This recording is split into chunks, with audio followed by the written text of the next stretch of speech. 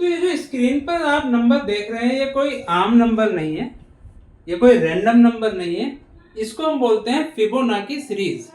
और इस सीरीज के पीछे एक बहुत ही अच्छा लॉजिक है और ये लॉजिक आज हम इस प्रोग्राम में सीखने वाले हैं। तो इस लॉजिक को हम बोलते हैं या इस सीरीज को हम बोलते हैं जी फिबोनाची सीरीज। तो देखिए लॉजिक क्या है इस सीरीज के पीछे। पहला टर्म है 0, दूसरा टर्म है 1, यानी कि पहले दो टर्म तो हमें पता है और हर एक नेक्स्ट टर्म निकालने के लिए हमें प्रीवियस टू का सम करना पड़ेगा। तो देखिए नेक्स्ट टर्म क्या हो जाएगा, 0 + 1 1। नेक्स्ट टर्म क्या आ जाएगा, इन दोनों का सम 2। नेक्स्ट टर्म क्या आ जाएगा, इसका और इसका इन दोनों का सम 3। नेक्स्ट टर्म क्या आ जाएगा, इन दोनों का सम 5। और इसी तरह ही हमारा सीक्वेंस चलता रहेगा। तो इस सीरीज को हम बोलते हैं फिबोनाची सीरीज, जो कि जावा में, जावा ही नहीं प्रोग्रामिंग का एक बहुत इंपॉर्टेंट कंसेप्ट होता है और इस पर प्रोग्राम एग्जाम में तो आता ही है, बाकी इंटरव्यू में या डीएसए के क्वेश्चन में अगर छोटा लॉजिक किसी से लिखवाना हो तो ये प्रोग्राम देना एक आम सी बात है। तो चलिए प्रोग्राम को शुरू करते हैं।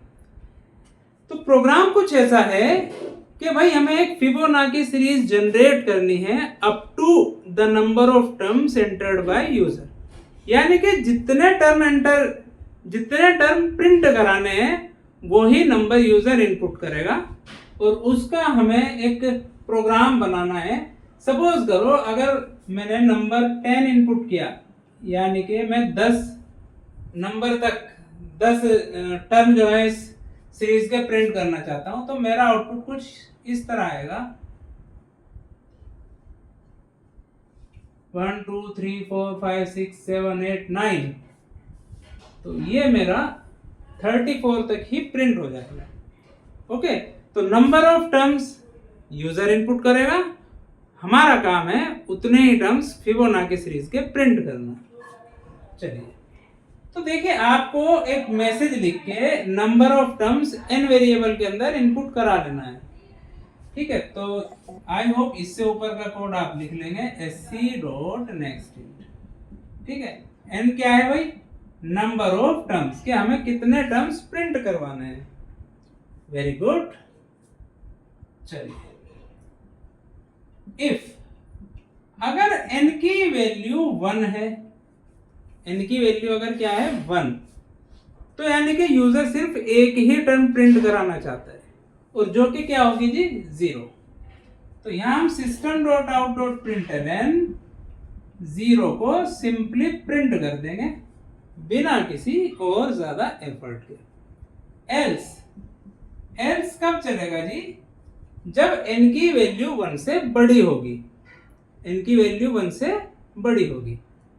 तो देखिए फिबोनाची सीरीज में मेरे पास सिर्फ दो नंबर हैं, पहला नंबर 0, दूसरा नंबर 1, और उन्हीं नंबर की हेल्प से मैं आगे के सारे नंबर जनरेट करना चाहता हूं या मैं जनरेट करूंगा। तो मैं क्या करूंगा जी, पहले दो नंबर्स को मैं दो वेरिएबल के अंदर स्टोर कर दूंगा, 0 और दूसरा मैंने ले लिया जी b, इसमें मैंने क्या डाल दिया 1, 0 एंड 1। इन्हीं की हेल्प से हम आगे के नंबर जनरेट कराने वाले हैं। तो मैंने यहां लिखा जी फॉर लूप, या फॉर से पहले हम इन दोनों को प्रिंट करेंगे, system.out.print a, b, a और b को हमने प्रिंट कर दिया। अभी मैं सारी चीजें एक एक करके क्लियर करूंगा, आप जरा देखते जाइए। मैं एक लूप चलाऊंगा, देखो दो टर्म तो मैंने लूप से पहले प्रिंट करा दिए, हमारे टोटल n टर्म प्रिंट होना है, दो टर्म तो लूप से पहले प्रिंट हो चुके, बाकी के जो टर्म्स हैं वो हमारा लूप प्रिंट करेगा। तो देखिए यहां पर i <= n-2।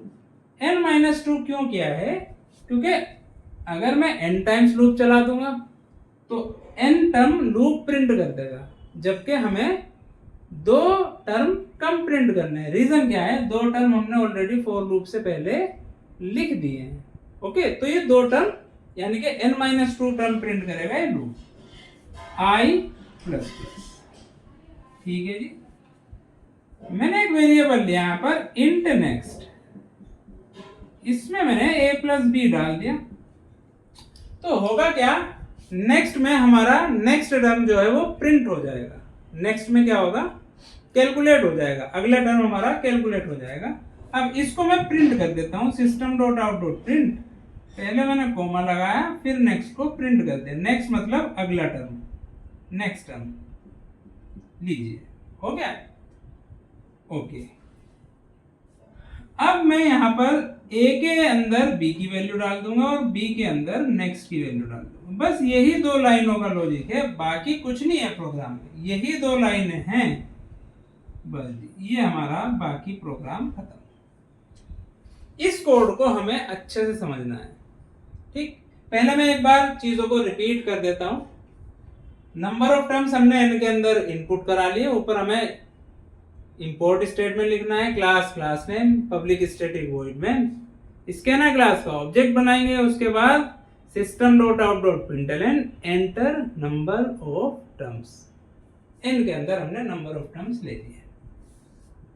अब हम यहाँ पर मान के चल रहे हैं भाई n की जो है वो पॉजिटिव नेचुरल नंबर आएगा, नंबर ऑफ टर्म्स नेचुरली होंगे भाई, 0 से तो कम 1 या 1 से ज्यादा ही होगा, नेचुरल नंबर 1 से स्टार्ट होते हैं। तो अगर n 1 है मतलब हम एक ही टर्म को प्रिंट करना चाहते हैं, जो कि क्या है जी, 0 है, प्रिंट हो गया।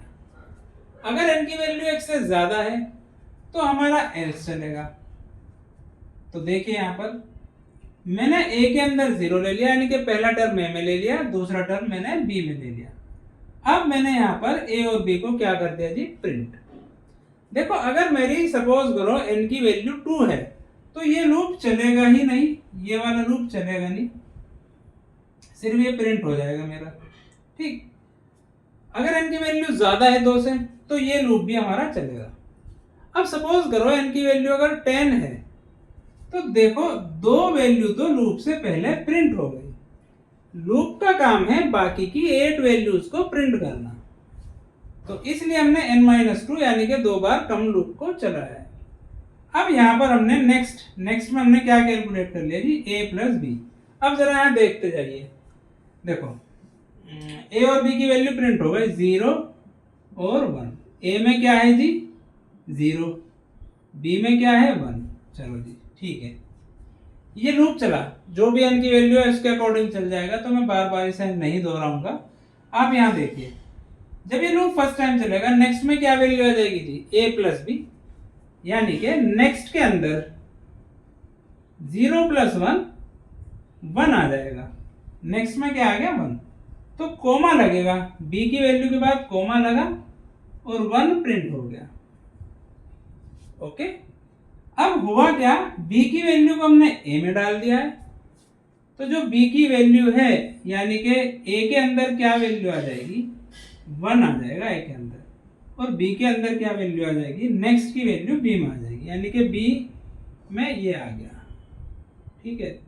इनको मैं हटा देता हूँ, ये रेफरेंस खत्म हो गए, a के अंदर 1 आ चुका है, नेक्स्ट की कोई जरूरत नहीं है, और b के अंदर भी 1 आ चुका है। ये जो चेंज हुई ना वैल्यू उसकी वजह से लूप फिर चलेगा, फिर से नेक्स्ट कैलकुलेट होगा। इस बार नेक्स्ट की वैल्यू क्या होगी, a प्लस बी, लेकिन अब जो है a की वैल्यू भी 1 है, b की वैल्यू भी 1 है, तो नेक्स्ट की वैल्यू क्या प्रिंट हो जाएगी 2 प्रिंट हो जाएगी। नेक्स्ट की वैल्यू प्रिंट हो जाएगी जी 2, प्रिंट हो गई, ओके।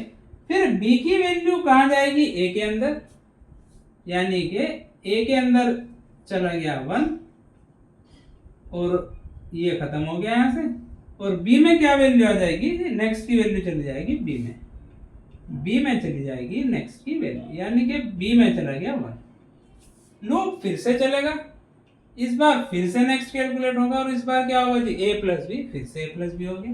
तो इस बार नेक्स्ट में क्या वैल्यू आएगी, देखो a में अभी 1 है, b में है 2, तो नेक्स्ट में क्या कैलकुलेट होगा जी 3, तो कोमा लग के 3 प्रिंट हो गया, ठीक। उसके बाद b की वैल्यू a में, नेक्स्ट की वैल्यू b में, यानी कि ये जो हमारे नंबर हैं ये आगे a और b की वैल्यू 1 बाय 1 आगे बढ़ती रहेगी, और उन वैल्यू से हमारा नेक्स्ट कैलकुलेट होता रहेगा। तो ये था हमारा फिबोनाची सीरीज का प्रोग्राम। आई होप एंजॉय किया होगा आपने।